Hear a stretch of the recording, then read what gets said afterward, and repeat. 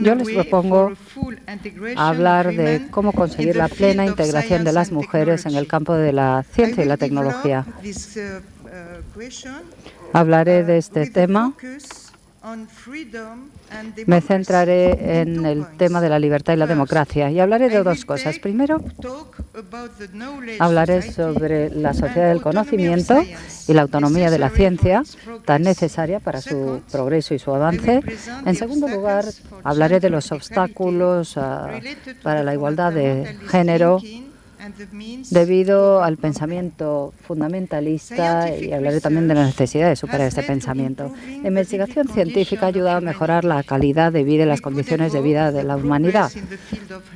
Todos recordamos los avances que se han conseguido en materia de salud y que han llevado a un aumento enorme de la esperanza de vida, reduciendo también la mortalidad infantil, otros métodos para controlar epidemias y otros avances médicos que han llevado a una mejora en la medicina preventiva. También podemos hablar de los progresos que se han realizado en el campo de la agricultura y que hoy permiten alimentar a una población cada vez mayor. También ha habido muchos avances en la información y las telecomunicaciones, que quizá sea uno de los avances más espectaculares de los últimos años. Podremos continuar con este inventario de avances científicos. Sin embargo, creo que es importante que subrayemos el hecho de que el avance o los avances científicos no son compartidos de forma equitativa en todo el mundo. Muchos países, sobre todo países de África, no se han beneficiado tanto de estas evoluciones tan importantes en la aplicación de la ciencia. La brecha que existe entre los países desarrollados y lo que se ha dado a llamar el sur, los países del sur, está aumentando de forma peligrosa. Esta brecha es importante que la reduzcamos. El dominar la ciencia y la tecnología es un reto esencial al que se enfrentan nuestros países, ya que las decisiones más importantes sobre el futuro del planeta se están tomando ahora, decisiones sobre el futuro de nuestros países y que va a afectar a las generaciones venideras. Por ejemplo, los recursos hídricos, la importancia de las energías renovables a la hora de reducir la dependencia de combustibles fósiles y a la hora de reducir la contaminación. Por otra parte, el problema del cambio climático, la promoción de la agricultura como forma de vida, el establecer una relación adecuada entre agricultura, producción alimentaria y el medio ambiente, etc. África tiene que iniciar esta ruptura, una ruptura que le llevará de un estatus de mero espectador a un estatus de creador en el campo de la ciencia y la tecnología. Es muy importante que África sea un socio global que participa activamente, y para eso el conocimiento no debe considerarse como un producto útil, accesible y customizable. No, el conocimiento tiene que ser una actividad compartida que refleje la riqueza de la humanidad, utilizando el espíritu crítico y poniendo todo en tela de juicio, porque el conocimiento es el principal motor de las sociedades del futuro y solamente así podremos conseguir el objetivo de tener una sociedad sostenible y más noble. ¿Qué implica esta revolución científica? Pues implica democracia, igualdad entre todos los ciudadanos de un país, igualdad entre los hombres y las mujeres. Esta ruptura científica significa libertad intelectual y no se puede adoptar una visión dogmática, y hay que hablar de la tradición, pero también de la modernidad, sobre todo cuando hablamos de la brecha de género. La ciencia ha avanzado poniendo en tela de juicio las cosas, comprobando, volviendo a comprobar, dudando, con mucha perseverancia y mucho coraje. Por eso la ciencia debe estar libre de cualquier tipo de dogmatismo si quiere florecer. Los científicos se vieron excluidos y condenados durante muchos años por haber puesto cosas en tela de juicio. Incluso se les quemaba, como a Giordano Bruno, por declarar toda una serie de cosas. En la historia del Mediterráneo, una mujer muy impresionante, Hipatia, se distinguió por su contribución a la vida intelectual de Alejandría. Era una mujer pagana que vivió a finales del siglo XIV, durante la supresión del paganismo. Ella enseñaba matemáticas, astronomía y filosofía, un conocimiento científico que es ejemplo de lo moderna que era la escuela de Alejandría. Sin embargo, fue asesinada por cristianos como resultado de la intolerancia. Los científicos han luchado contra muchos dogmas, han diseñado nuevas ideas, nuevos modelos. Estaban liberados de cualquier tipo de tabú y de cualquier tipo de cadena. Siempre estaban dispuestos a criticarse a sí mismos. Y ellos fueron los que nos trajeron tantas verdades. Así lo expresó muy bien una premio Nobel en un texto que se hizo famoso. Y ahora voy a citar. Las personas no se matan solo por beneficios material, sino por razones relacionadas con el dogmatismo. No hay nada más peligroso que estar seguro de que tienes toda la razón.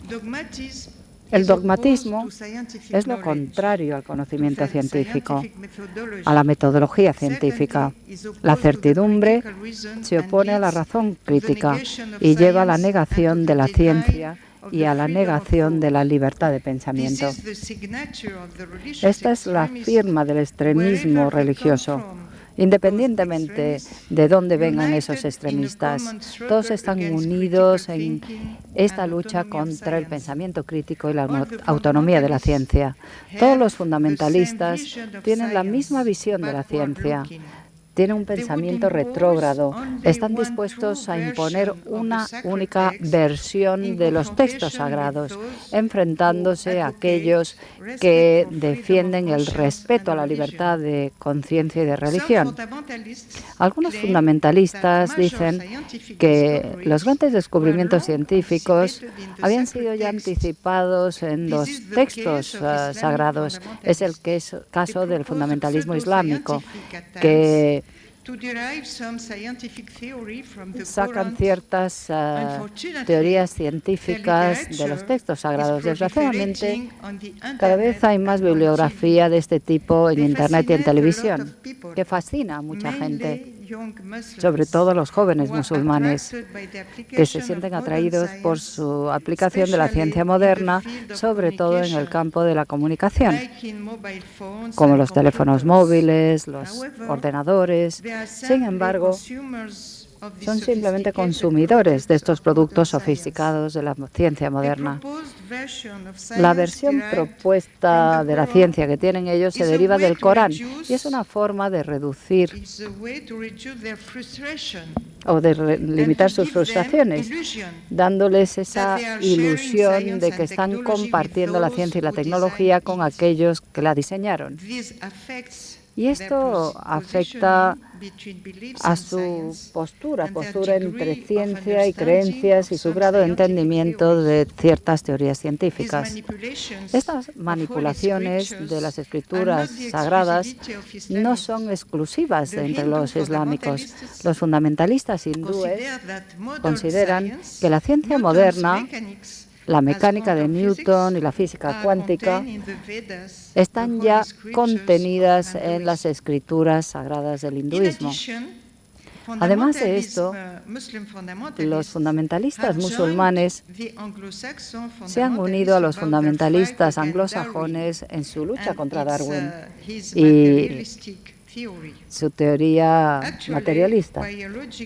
De hecho, la evolución biológica no era un tema demasiado sensible en los países musulmanes, pero se ha convertido en ello debido al surgimiento del extremismo en los años 70.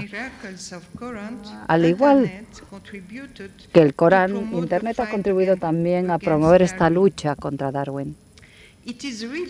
Realmente es muy importante denunciar estas desviaciones. Es muy importante hablar de su impacto. Las víctimas de estos que proponen la pseudociencia y la anticiencia son nuestros hijos.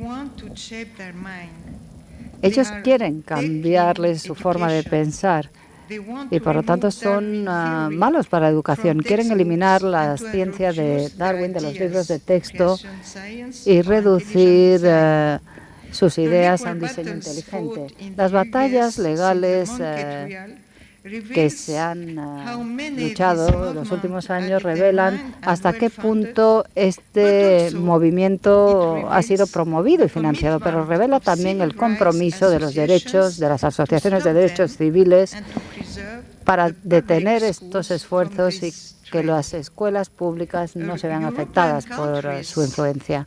Los países europeos también son víctimas de esta situación, tal y como ya denunció el Consejo de Europa en un texto titulado Los peligros de los dogmas de la educación, aprobado en octubre del 2007.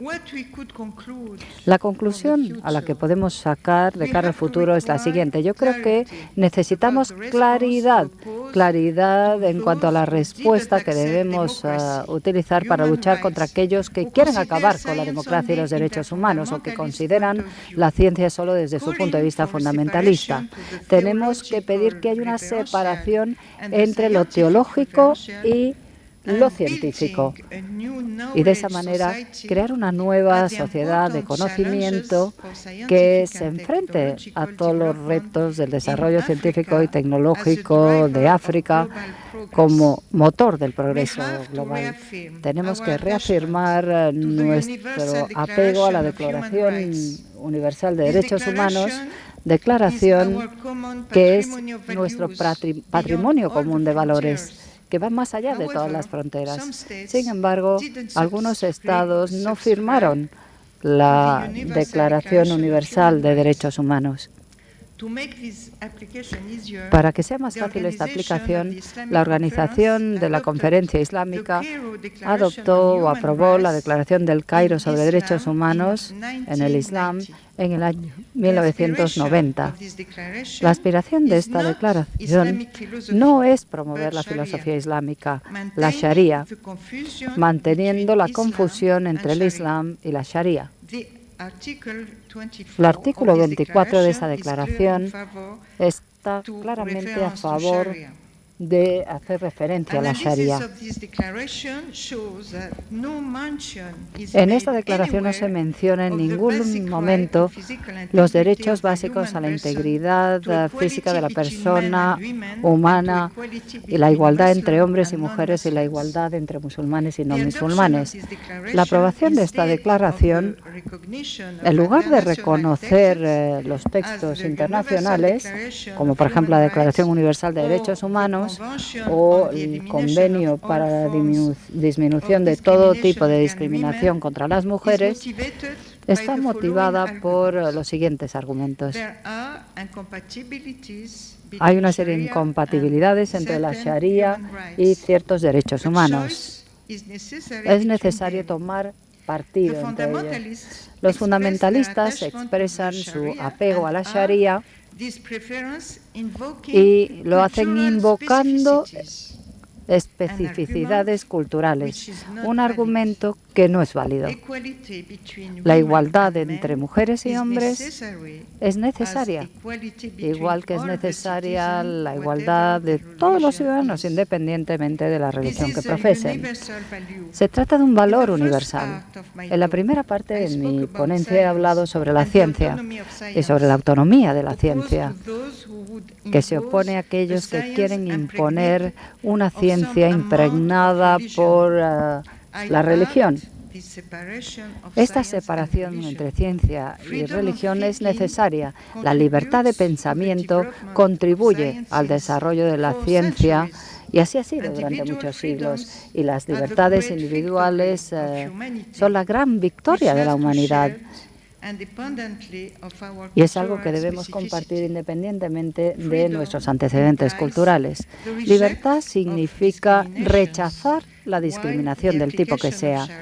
Y la aplicación de la Sharia, todos sabemos que implica discriminación contra la mujer. Me gustaría ilustrar estos puntos con una serie de desarrollos recientes que se han producido en Túnez.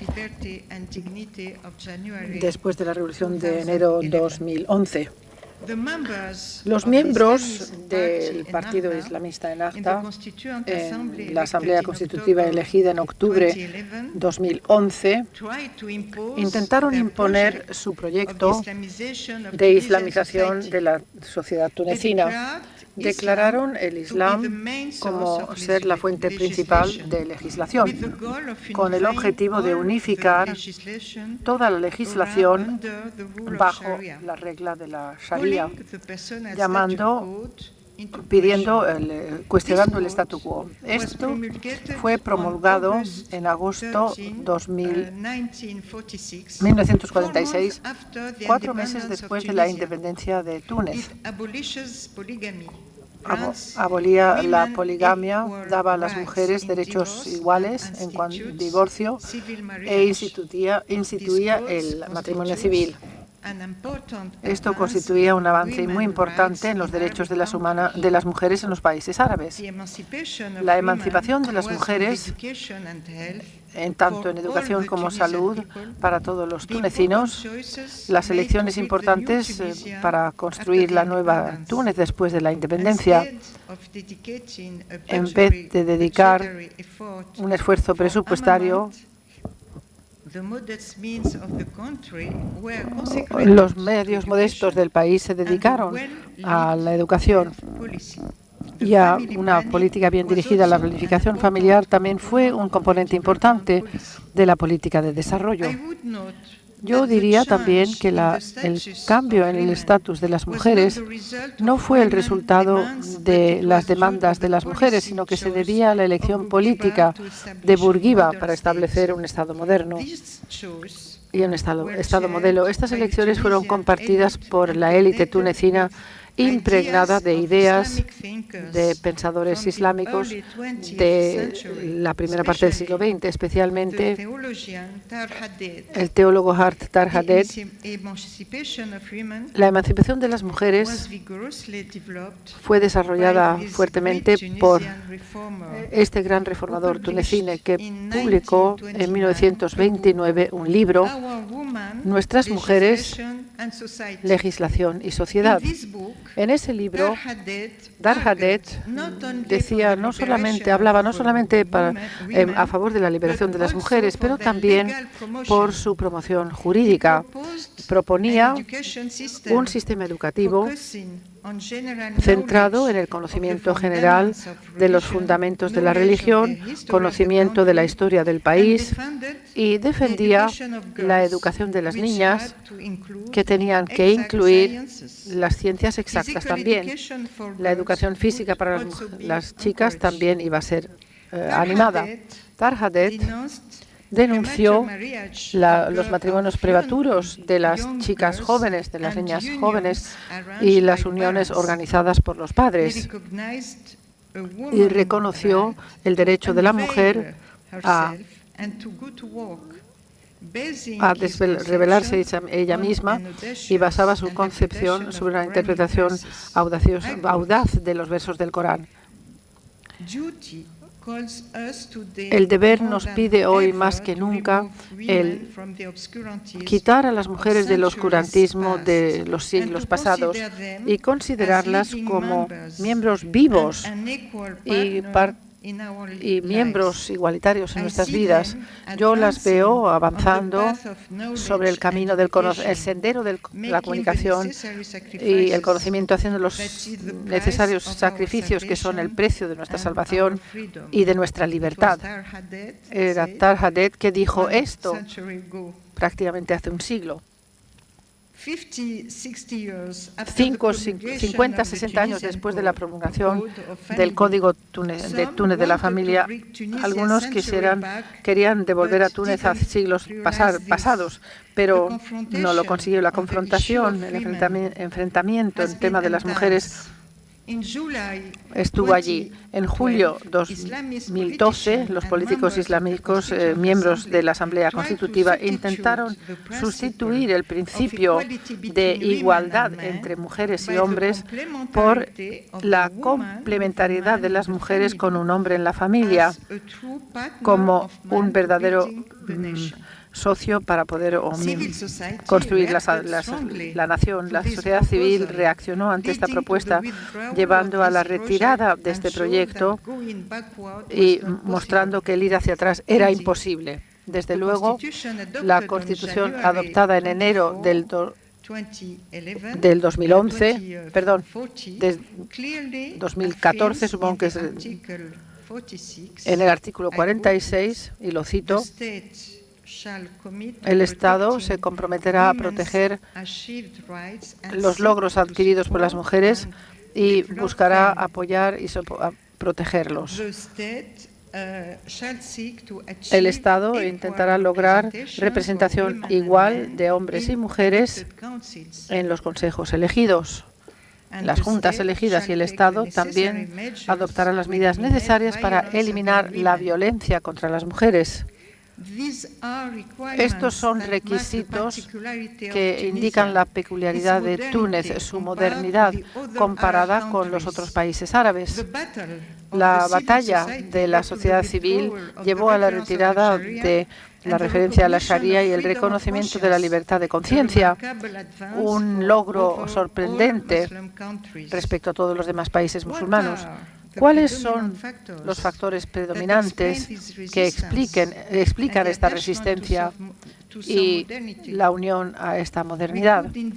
Podríamos invocar la historia de Túnez, particularmente del siglo XIX, con la abolición de la esclavitud,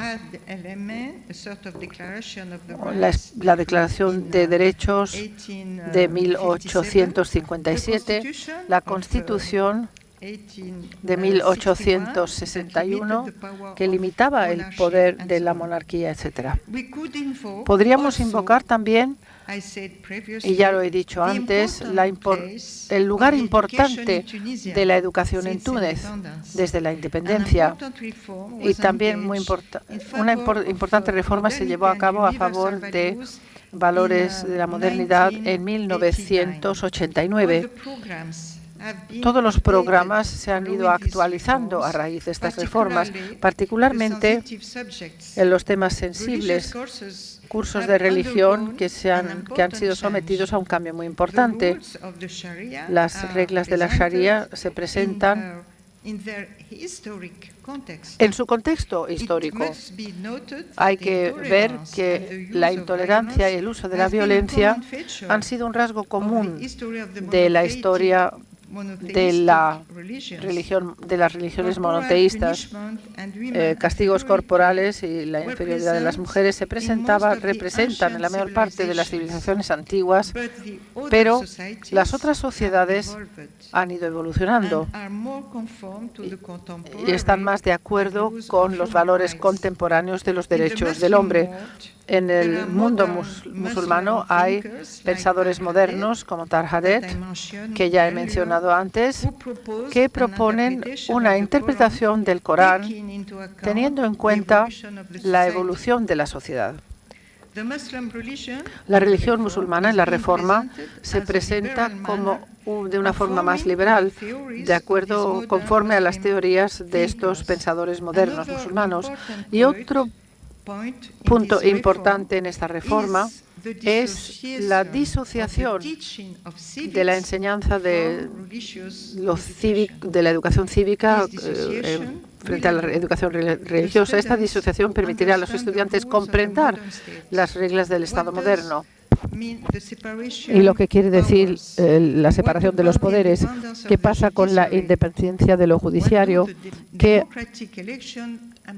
que implican las elecciones democráticas. La historia cívica les permitirá impregnarse de los principios fundamentales de igualdad y no discriminación, especialmente entre hombres y mujeres, con la libertad individual y colectiva. La educación cívica debería incluir la evolución de las ideas y la institución en varias regiones del mundo, y por lo tanto podría explicar que la historia es una evolución gradual de teocracia a democracia y de autoritarismo a pluralismo. La reforma de la educación del sistema educativo en Túnez podría inspirar a otros países.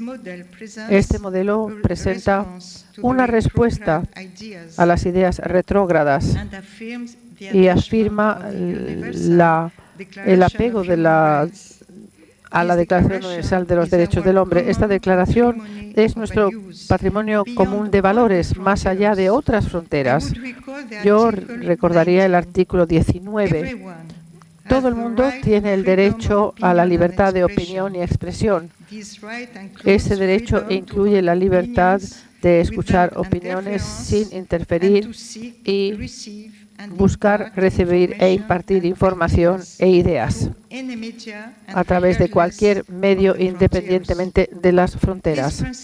Este principio tiene que ser enseñado a nuestros niños con el fin de promover una educación basada en la cultura de la libertad y de la paz, y no sobre la discriminación y la violencia. Tenemos que educar a nuestros niños como ciudadanos conscientes de los retos de nuestros países y comprometidos para construir el futuro de la humanidad. Esto es la base, el fundamento del progreso global. Muchas gracias.